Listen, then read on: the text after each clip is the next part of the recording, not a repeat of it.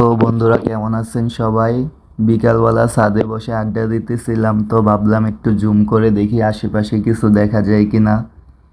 এদিকে একটু জুমটা ভালো করে টান দিয়ে দেখি এদিকে একটা মেয়ে লাল বেনারসি পরে ছাদের উপরে কি জানি করে। তো জুমটা আরেকটু টেনে দেখি আসলে এখানে কি করতেছে।